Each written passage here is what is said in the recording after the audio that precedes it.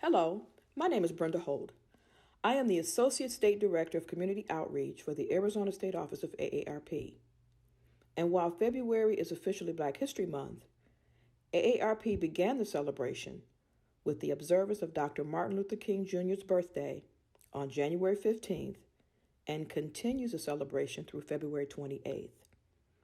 AARP strives to develop a year-round appreciation of Black history, life, and culture by spotlighting some of the great innovations and contributions African Americans have made, such as what you'll see today.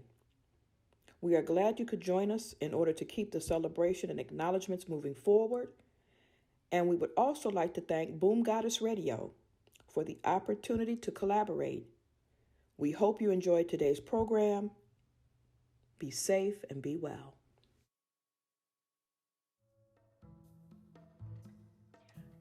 Hello, and welcome to Boom Goddess Radio. I am Jennifer Davis Page, your host. Today, I have the privilege of having Dr. Michael Engs in our studio. Dr. Michael is the owner-operator of Arizona Heritage Tours. He is a history consultant for organizations like Canola Ranch of Pima County, Tucson Museum of Art, the Tucson Presidio Trust, and more recently, Black Pilots of America. Welcome, Dr. Engs, to Boom Goddess Radio. Thank you, Jennifer. I'm really pleased to be here and for you to give me this opportunity to talk about African American history in the Southwest.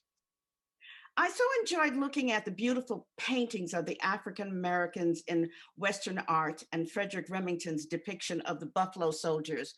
Tell our viewers on YouTube and our listeners on Boom Goddess Radio the story. Well, the story goes back a long way because I began to be a historical interpreter and reenactor when I was 14 years old in Williamsburg, Virginia. And so then when I came out to the West, I met a wonderful woman named Gloria Smith, who's been my mentor ever since, who introduced me to the Buffalo Soldiers. And through her introduction and my research, I went on the road for about 10 years with the Arizona Humanities Council, talking about the Buffalo Soldiers, and ran into the fact that they had done several Frederick Remington had done several sketches of them while they were here in Arizona in the 1800s. And from that point on, I was hooked. I really liked his drawings, and it took me deeper and deeper into the whole story of African Americans in the Southwest. Also, what happened was I realized, about 1993, that there were a lot of groups in Southern Arizona basically interpreting the Buffalo Soldier story. So I said, let's go back further. Let's see who came before them.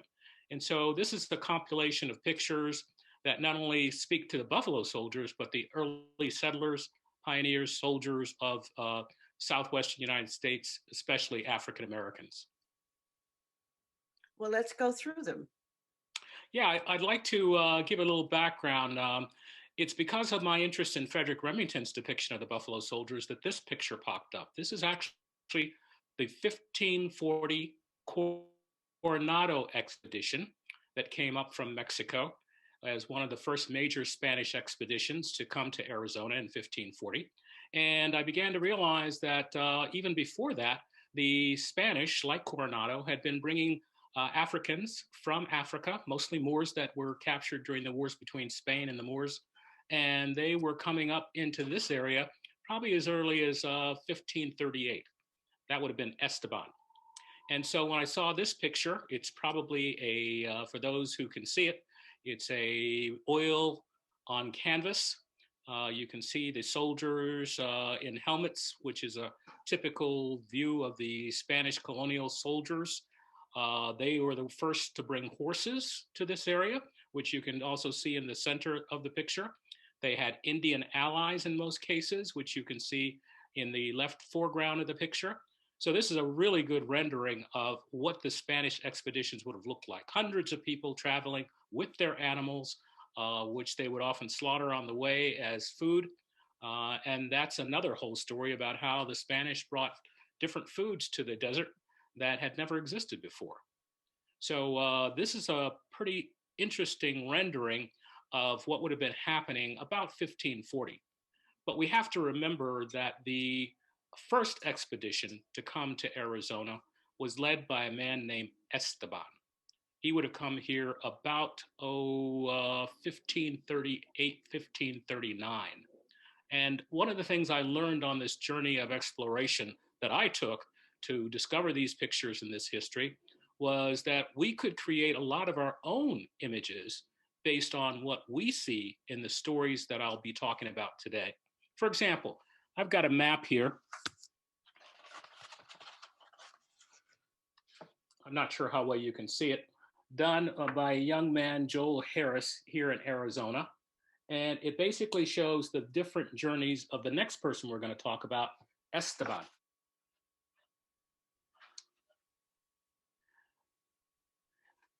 Before Esteban arrived here, the Spanish had basically conquered the Aztec Empire, the Triple Alliance, between 1519 and 1521.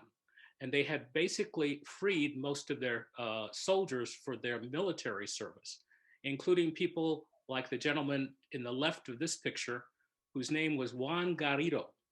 This picture, which is probably a painting, oil on tapestry or parchment rather, shows Hernan Cortez meeting Montezuma, and behind him, as his right-hand man, his bodyguard, his sidekick, is Juan Garrido.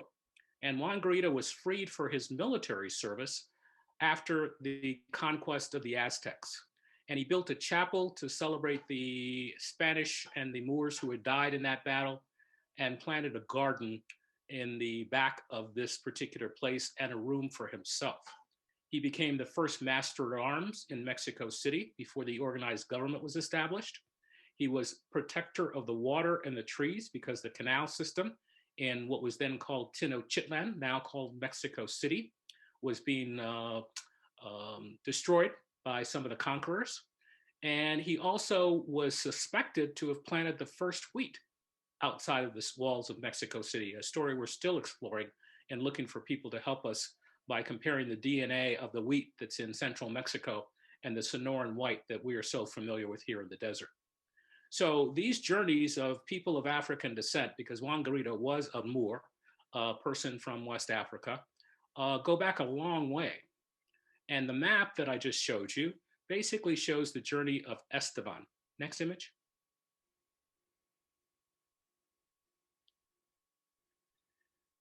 This is what I was talking about earlier. When we, meaning my partner, my late partner and I, Andre Newman, began to study these stories, Andre actually went to Morocco a year ago to even look deeper into Esteban's stories, because that's where he originated from. We began to realize that we could create images that captured these characters.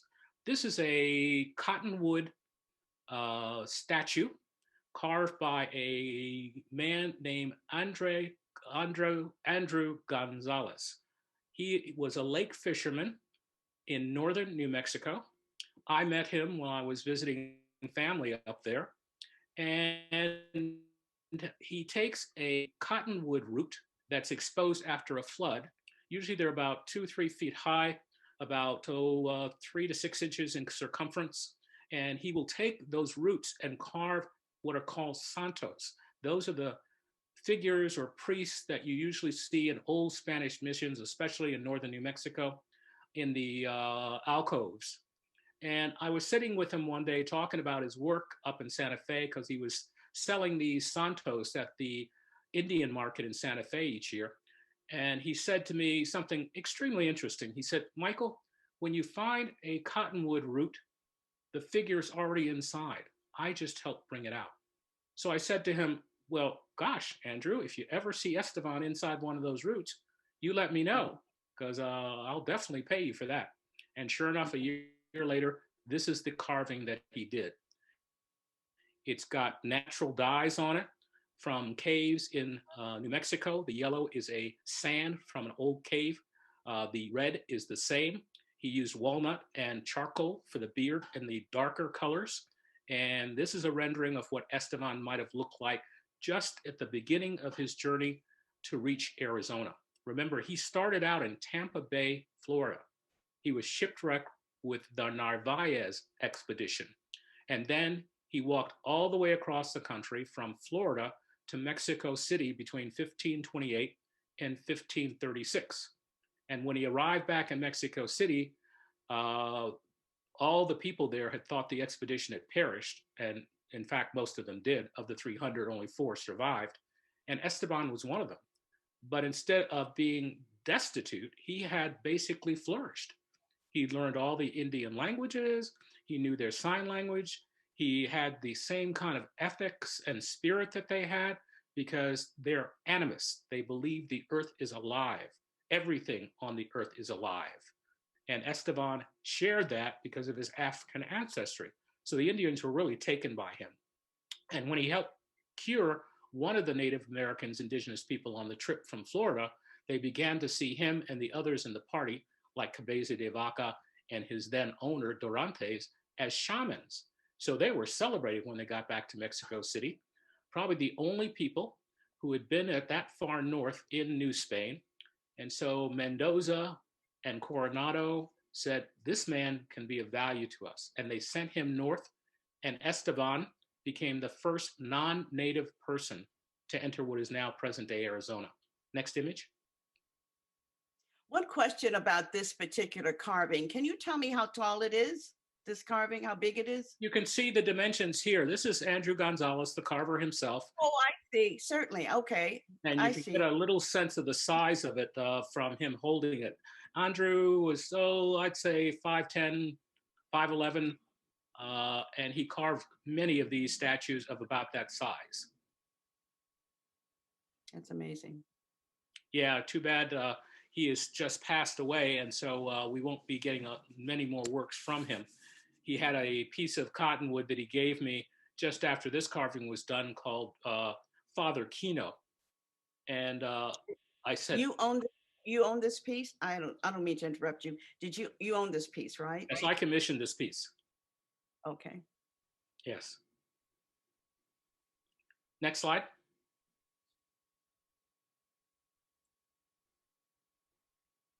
And then understanding the process that I was now involved in of creating images from the many, many stories that I had heard about Esteban, I commissioned another artist, Joanna Martinez. She's a muralist here in Tucson. You can see her murals throughout town.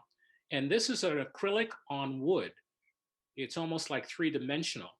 And she researched Esteban for almost a year before she created this particular image of him.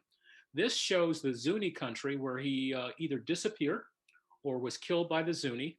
This would have been the year 1539. The interesting thing is she took old books of fashion from the Spanish and actually designed his cape from those patterns that she could see in the books. You also see the Zuni area, or Haiwaku, as they call it, in the background. And you see a very interesting symbol of Esteban. He always traveled after he'd left Mexico City in 1538 with 2 greyhounds. And so the fact that there's only one in this picture adds a real sense of mystery. What happened to the second one? Well, we know from the first picture I showed you, the Coronado expedition, when Coronado arrived in Zuni to, quote, avenge the death of Esteban, he found that the leader of the tribe where Esteban was supposedly killed had a greyhound that looked just like this one in the picture.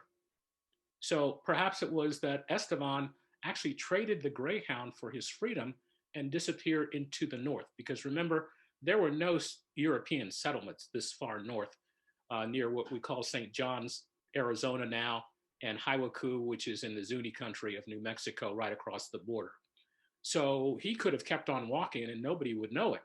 What we do know is that over the years, after 1539 and Esteban's disappearance, a lot of people of African descent began to appear in the North Country of New Mexico, and we can't really tell where they came from.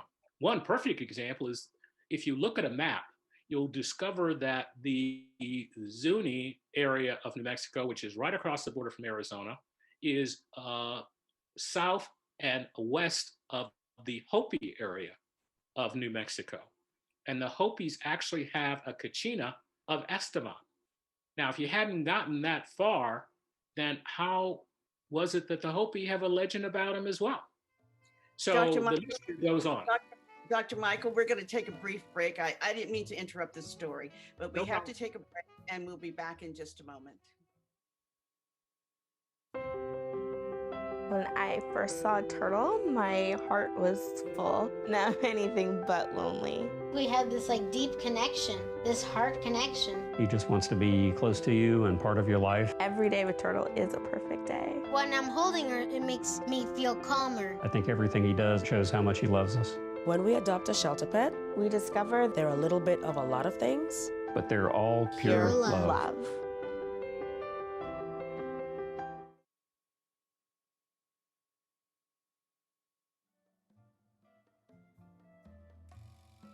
Welcome back to Boom Goddess Radio.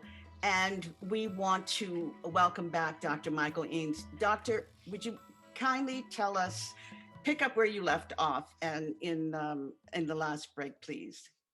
Yeah, we were telling the Esteban story. He's probably one of the greatest explorers of all time, who walked from Florida to Mexico City and then into Arizona to become the first non-native person to reach Arizona. If you go on to the next image, what you'll see is that we began to realize not only could we create works of art around characters like this based on the stories that were being told, we could create dramatic productions. This was the first actor, Dandy, who basically played Esteban, and goes back to your comment during the break of how even today you can see people dressed like this, honoring the spirit of Esteban and other great Black explorers who came to Arizona. And remember, if you want to put this into context, you got to realize that 1539, when Esteban first reached Arizona, was 80 years before the first African peoples reached Jamestown, Virginia in 1619. And so as a consequence, we seem to be neglected out here because this has become Spanish history, not our history. And yet Arizona is a part of the United States. So we'd have to say Esteban was the first African-based person to come to what is now part of the United States. Next slide. How long? I don't mean to interrupt you.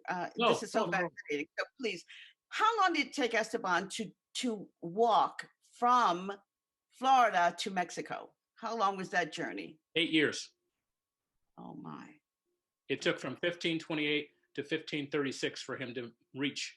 They started with a party of 300 under the Narvaez expedition. Most of them died.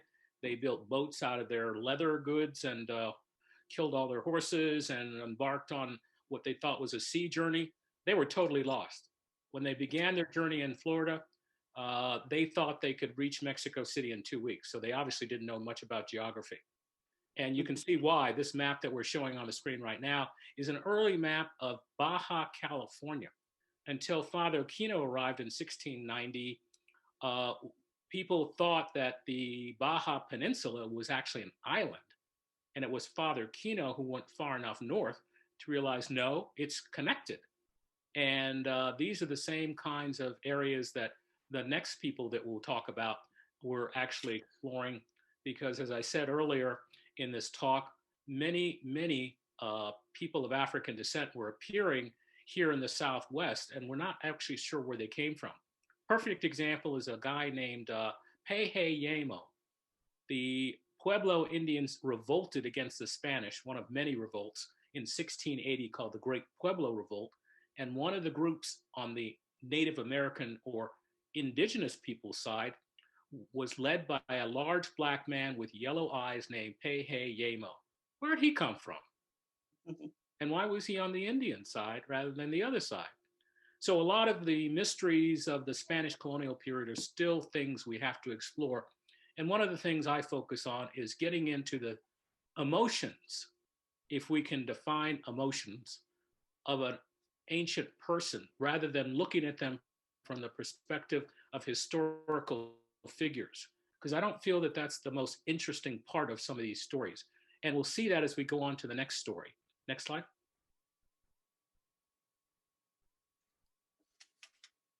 In 1775, we realize now that the first group of soldiers came to what is now Tucson and founded the Tucson Presidio. They marched up from Tubac, which is 40 miles south of Tucson, and they were, of those 27 soldiers, 4 were of African descent. Now that really whet my appetite for the stories that I'm telling now, because they weren't slaves. See, this is not a slave narrative. Arizona, New Mexico, the stories we're telling about people who were becoming free, like Esteban, and people who were already free, like the soldiers of the first expedition to what is now Tucson. In the same year, from just south of Tubac, Anza, Juan Batista Anza, who you can see in the left of this particular picture, in the Spanish colonial uniform, left from what is now Mexico to march north. He'd already been to the Monterey Bay, San Francisco area, and he realized the soldiers he had left up there were not going to stay there because it was so different from where they'd come here in the Southwest. So he said to himself that they had to take families and create a community in order for them to remain up there. And this is a rendering, looks like watercolor or oil on canvas of the first step of the Anza expedition of October 1775. What's interesting is from this expedition, we got a lot of material because both Anza and Father Font, the priest on the journey, wrote very copious diaries. There were about 300 people, not counting soldiers and mule skinners and other support staff, and about 280 people in the family groups. And of the 280 people, the National Park Service suggests about 20% were of African descent. So it's interesting because Anza was recruiting people because of their family skill set. He was saying to himself, if I'm going to create a community out of nothing, then I've got to have people who have multiple skills. Everybody can garden, but not everybody is a weaver, like many of these women were. Not everybody's a blacksmith, like some of the men were. So I've got to recruit particular people with particular skill sets. And for 20% of them to be of African descent was very striking to me, because that tells me that's about the proportion of people of African descent who were in Tucson at the same time, because that was around the founding of Tucson, the same year. Next slide. What's fascinating about this particular story, if we can go on to the next image, is that this is a story about women. And this is one of the women. And she's very controversial in terms of my research, because if you look at this image, she's older, she's looks somewhat infirm, and she's very Anglo-white. But if you go on to the next slide, you realize that different people have depicted her in different ways. This is a letter we're reading on the screen, talking about the recruitment of the settlers that I just talked about. Next image. Let me just ask you about that last image. When the commander of the Tucson Presidio asked citizens that were interested in settling in San Francisco, that was the notice there. Can you tell me, if you had been an adult at that time, would you have been a settler? I think yes, to a certain extent, because if you look at the soldiers that came to Tucson, the 4 who were of African descent, and you look at the settlers who went to San Francisco, many of those of African descent had come from Sinaloa. They'd been migrating north because the Spanish had been freeing their slaves since the conquest of 1521. They ended up in Sinaloa. This is the year 1775 that the expedition is about to leave Horsitas and just south of Tubac. Now, to answer your question, what had happened is in Sinaloa, 2 successive hurricanes and a plague, probably typhoid, had hit in 1770s. Everything was wiped out. Many people died. So these were refugees. These were immigrant refugees of African descent coming from Sinaloa, and instead of going south into the slave trade, growing up around sugarcane, they continued to go north. And when they arrived in Horsitas, just south of Tubac, Anza picked up on the fact that many of these people were very skilled in different crafts, in different skills, and said, I want these folks to go with me to found the city of San Francisco. Do you know how many people signed up for this adventure? Probably 280, mostly family groups, and another 20 to 30 or 40 who were the mule skinners, the soldiers on that journey. So I'd say just a little over 300. And the interesting person is this lady. The image we just saw is a lady named Maria Feliciana Arbayo. In the Cathedral of Culiacan, Arbayo is described as a mulata libre, a free Black woman. Her husband, who was a soldier, died just before the journey to San Francisco. And she had 2 children. One was about 4 years old, and the other was probably an infant.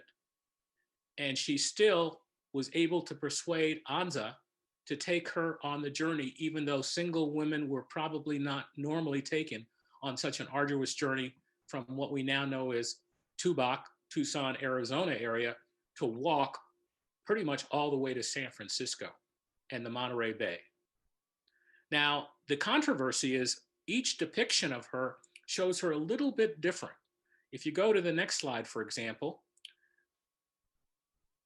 what we see is another person who plays her role, who also plays the role of a young woman who came long before Arbayo. And that's the fascinating thing we're finding out, is the stories of women of courage and fortitude are very little known to the general public. This would have been a lady named Isabel de Olvera, who left from almost the same area of Mexico, Huercitas, and the area of Agua Caliente in Mexico, what is now Mexico, and decided to leave her hometown on a journey with another group of about 300 people. And we know that she ended up at the end of the year in Santa Fe, New Mexico. This would have been 1600s, perhaps as early as 1607. Now that's significant because remember, Jamestown was founded in Virginia in 1607. And here's a young lady, probably in her teens, who walked all the way. We don't know why she left, but we do know she arrived because she's on the rolls of people who arrived in Santa Fe that year. And so we have stories now of women that we never knew before. If you go on to the next image, we'll go back to Maria Feliciana Arbayo. Again, year 1775. This is what many of the women on the journey would have looked like, along with the soldiers. Next image.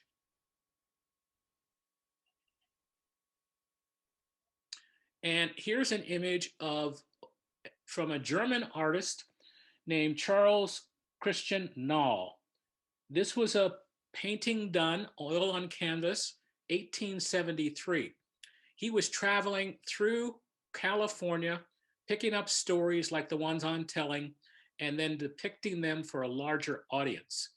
And this is called the Fandango from 1873. And you can see the lady in the center of the picture is very, very light-skinned. And that, I think, is the controversy. Because as I read this next passage, you can decide what she may have looked like. This is a diary entry by Father Pedro Font on December 17, 1775. Quote, "At the night with the joy of the arrival," they had just crossed the Colorado River, swum across, or been carried across on the backs of Native Americans in that area at what we now call Yuma Crossing.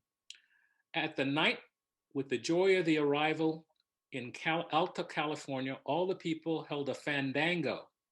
It was somewhat discordant, and a very bold widow who came with the expedition sang songs and verses which were not at all nice, and was applauded and cheered by the crowd. For this reason, a man who was with her became angry and punished her. Commander Anza, hearing of this, sallied forth from his tent and reprimanded the man because he was chastising her. And Anza said to him, 'Leave her alone. She's doing just right.' The Father Font said, 'No, I cannot permit this excess while I am present.' So Father Font was a little upset because it was near Christmas and they were partying so hard that Anza actually brought out a barrel of brandy to warm up the people after their swim across the Colorado River. And that's the story of Maria Feliciana Arbayo. This is one of the renderings we get of her. And as you can see, she described as a mulata libre in her documents from Culiacan is very Anglo in color. In fact, the only African-based people that you can see in this picture are kind of hidden in the background. And her children are not displayed at all, unless they're those people to the left in the back of the picture. They're also very light-skinned. And for a long time in studying her story, I was concerned about her depiction. And then I realized the kicker of the story is when she arrived in California, she went to San Gabriel. She never made it to San Francisco, and married into the Pico family. The Pico family are the last Spanish governors of California. And to be the matriarch of a Spanish political family means she probably was very light-skinned.